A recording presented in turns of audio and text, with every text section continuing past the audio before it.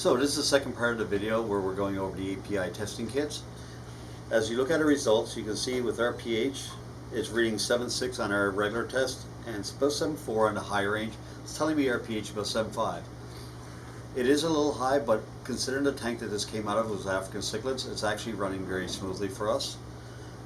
If you find that your pH is running too high, you can always use an acid buffer to bring the pH down, or use an alkaline buffer to bring it up if need be.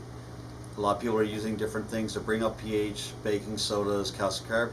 The problem with the baking sodas is that there is no KH, so there's no buffing ability. It's just going to bring your pH up and then it's going to drop off again, which is really rough on fish.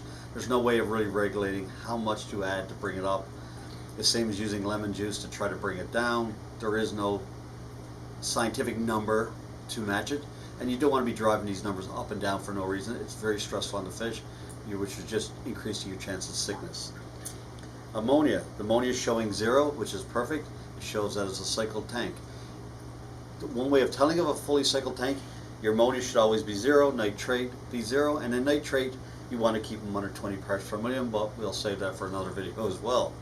So, 0 ammonia. If you do see a sign of ammonia, there's a couple ways you can fight that.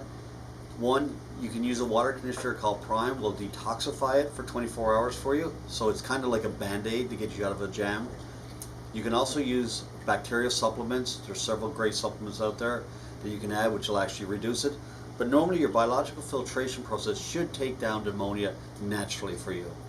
The only time you really should see it is when you're adding, it's a new setup, and the first 30 days the water's kind of going all over the place. That's totally natural. Nitrate is another one, same kind of idea. Should read 0. If you're seeing it and you're worried about it, you could always hit it with the Prime, or your biological should just take it down over a little bit of time. There are chemicals you can also add. I try to get people to stay away from the chemicals if it's possible. So water changes, or just let your filter do its course and it will take care of it. Nitrate on this case is running about 20 parts per million. 20 is my number that tells me time for a water change. I try to keep my tanks 20 parts per million or less. Sometimes that's can be very much of a struggle depending on the size of the fish and how big of a tank. But usually 20 is a good number to aim at. So if you test and you says it's 20 parts per million, do a 25% water change. I recommend doing that every 7 to 10 days anyway. That can be altered a little bit depending, like I said, the size of your tank, the type of fish you're keeping. Forget trying to get it to 0 or at 5 parts per million. Yes, it is possible. Yes, it's a pain in the butt.